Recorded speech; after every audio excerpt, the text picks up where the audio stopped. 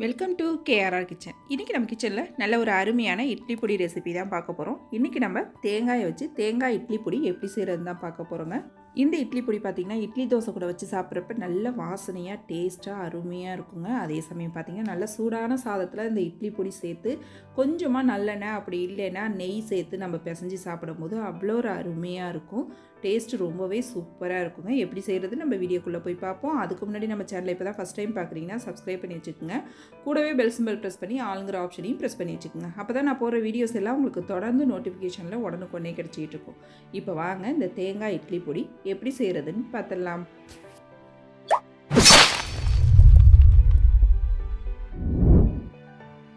இப்போ இட்லி பொடி செய்யறதுக்கு பார்த்திங்கன்னா ஒரு பொருளாக நல்லா வறுத்து எடுத்துக்கும். அதுக்கு பார்த்திங்கன்னா நல்லா அடி கனமான கடாயாக எடுத்துக்கங்க. அப்போ தான் வறுக்கிறதுக்கு நமக்கு நல்லா வரும், ஒத்தாப்பில் வறுப்பட்டு வரும்.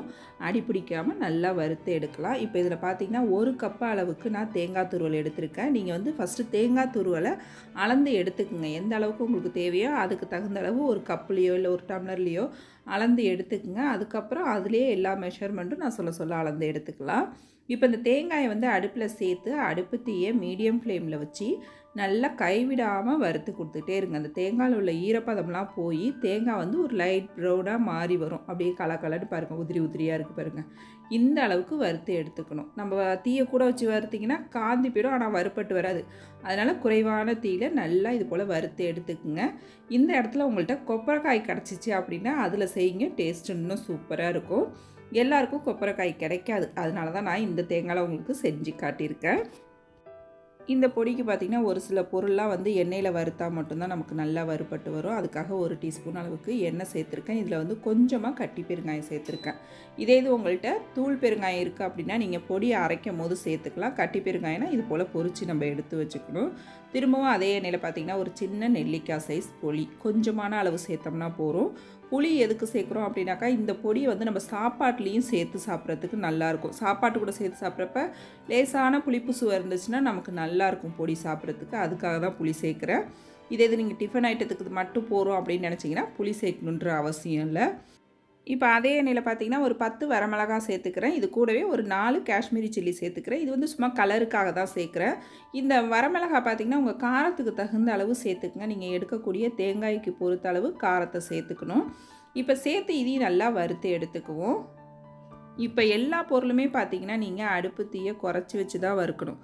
அப்போ தான் எல்லாம் நல்லா ஒத்தாப்பில் வறுப்பட்டு வரும். நமக்கு நல்லா வறுத்துட்டு நம்ம பொடி அரைக்கும் போது தான் பொடி நல்லா வாசனையாகவும் இருக்கும், டேஸ்ட்டாகவும் இருக்கும். அதே போல் ஒரு சின்ன கட்டி பூண்டு வந்து நான் இடிச்சிட்டு எடுத்து வச்சுருக்கேன். அந்த பூண்டு பல்லை இடிச்சிட்டு எடுத்து வச்சுருக்கேன். அதையும் சேர்த்து நல்லா வறுத்துக்கிறேன். கொஞ்சம் எண்ணெய் சேர்த்து வறுத்தோம் அப்படின்னாக்கா பூண்டு வந்து நல்லா வறுப்பட்டு வரும். அதுக்காக லைட்டாக ஒரு 1/2 டீஸ்பூன் அளவுக்கு எண்ணெய் சேர்த்து வறுத்து எடுத்துக்கிறேன். பூண்டையும்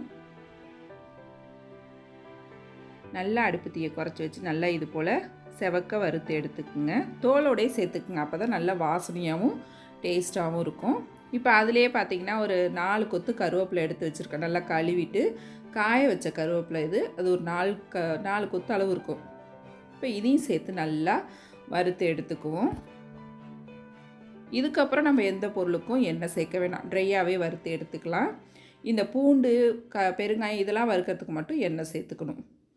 இப்போ 2 டேபிள் ஸ்பூன் அளவுக்கு வந்து கருப்பு எள் எடுத்து வச்சுருக்கேன். இதுக்கு பதிலாக நீங்கள் வெள்ளை எள் கூட எடுத்துக்கலாம்.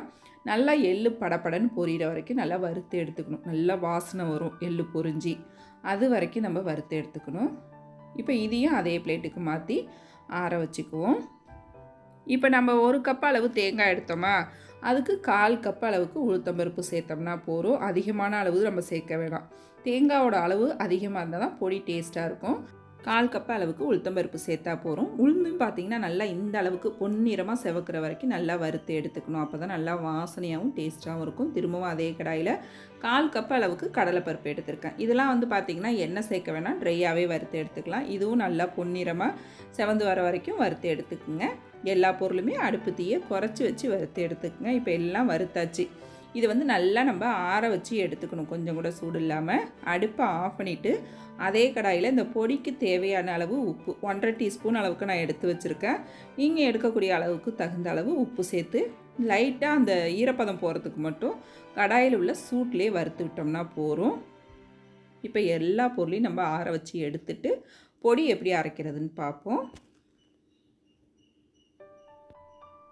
இப்போ நல்லா எல்லா பொருளும் ஆறிடுச்சு. ஈரம் இல்லாத ஒரு மிக்ஸி ஜார் எடுத்துக்கங்க. அதில் ஃபஸ்ட்டு பார்த்திங்கன்னா நம்ம வறுத்து வச்சுருக்க அந்த பருப்பு, மிளகாய், பூண்டு, கருவேப்பிலை எல்லாத்தையும் சேர்த்துக்குவோம். ஃபஸ்ட்டு நம்ம இதை அரைச்சி எடுத்துக்குவோம். அதுக்கப்புறம் தான் தேங்காய் சேர்க்கணும். இதை வந்து நல்லா நைஸாக அரைச்சி எடுத்துக்குவோம். இப்போ பாருங்கள், நல்லா நைஸாக அரைச்சி எடுத்துகிட்டு வந்துட்டேன். எந்த அளவுக்கு அரைக்க முடியுமோ அதுக்கு தகுந்த அளவு அரைச்சிடுங்க. அரைச்சிட்டு நல்லா இது போல் ஒரு தடவை கலந்து விட்டுட்டு அதுக்கப்புறம் தான் நம்ம இதில் தேங்காய் சேர்க்கணும். தேங்காயும் பாருங்கள் நல்லா கலக்கலன்னு எந்த அளவுக்கு நல்லா வறுத்து வச்சுருக்கோம் பாருங்கள். இந்த அளவு நல்லா வறுத்து எடுக்கும் போது தான் பொடி பார்த்திங்கன்னா நல்லா ஒரு 15லேருந்து 20 நாள் வரைக்கும் நம்ம வச்சுருந்து யூஸ் பண்ணலாம். அதனால் தேங்காயை நல்லா வறுத்து எடுத்துக்கங்க. இப்போ தேங்காயை சேர்த்து விட்டு விட்டு அரைக்கணும். ஏன்னா நமக்கு தேங்காய் அரைக்கும் போது தேங்காயிலேருந்து எண்ணெய் வர ஆரம்பிக்கும். அதனால தான் நம்ம வந்து விட்டு விட்டு அரைச்சோம் அப்படின்னாக்கா நல்லா அரைப்பட்டு வரும். பொடியும் பார்த்திங்கன்னா கொஞ்சம் லேசான கொரப்போடு அரைச்சிக்கிட்டோம்னா டேஸ்ட்டு ரொம்ப அருமையாக இருக்கும் சாப்பிட்றப்ப. இப்போ தேங்காயை சேர்த்து ஒரு 2-3 சுற்று விட்டு விட்டு அரைச்சோம்னா போதும். நல்லா பொலன்னு நம்ம வறுத்து வச்சுருக்கோம். அதனால் தேங்காய் பார்த்திங்கன்னா ஒரு ஓட்டினாலே நல்லா அரைப்பட்டு வந்துடும். இப்போ பாருங்கள், அரைச்சி எடுத்துகிட்டு வந்திருக்கேன் பாருங்கள். நல்லா கலந்து அரைப்பட்டு வந்திருக்கு பாருங்கள். அவ்வளோதான். நல்லா கமகமன் வாசனையோட சூப்பரான ஒரு தேங்காய் பொடி ரெடியாக இருக்குது பாருங்கள். இந்த தேங்காய் பொடி பார்த்திங்கன்னா இட்லி தோசை கூட வச்சு சாப்பிடவும் நல்லாயிருக்கும். சாப்பாட்டில் போட்டு பிசைஞ்சு சாப்பிடவும் நல்லாயிருக்கும். அப்புறம் பார்த்திங்கன்னா இந்த பொடியை வச்சு பொடி ஊத்தாப்பம் செய்யலாம். மினி இட்லி செஞ்சு அதில் கொஞ்சம் பொடியை போட்டு கலந்து கொடுக்கலாம். அப்புறம் சாதத்தை தாளித்து இந்த பொடியை போட்டு கலந்தும் நம்ம குழந்தைங்களுக்கு கொடுக்கலாம். எப்படி செஞ்சாலும் இந்த பொடி பார்த்திங்கன்னா டேஸ்ட்டு ரொம்ப அருமையாக இருக்கும்.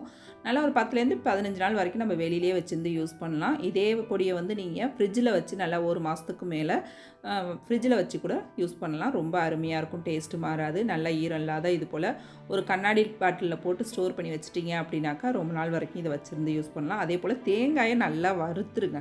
அப்போ தான் நல்லாயிருக்கும். நமக்கு பொடி ரொம்ப நாள் வரைக்கும் வச்சுருந்து எந்த வாடையும் வராமல் யூஸ் பண்ணலாம். நல்லாயிருக்கும் அருமையாக. ரொம்ப அருமையாக சூப்பரான இந்த தேங்காய் பொடியை நீங்களும் ட்ரை பண்ணி பாருங்கள். ட்ரை பண்ணி பார்த்துட்டு எப்படி இருக்குன்னு எனக்கு கமெண்ட் பண்ணுங்கள். என்னோட இந்த ரெசிபி பிடிச்சிருந்ததுன்னா லைக் பண்ணுங்கள், ஷேர் பண்ணுங்கள். மறக்காமல் நம்ம கேஆர்ஆர் கிச்சனை சப்ஸ்கிரைப் பண்ணி வச்சுக்கோங்க. நாளைக்கு வேறொரு ரெசிபியோடு சந்திப்போம். தேங்க்ஸ் ஃபார் வாட்சிங்.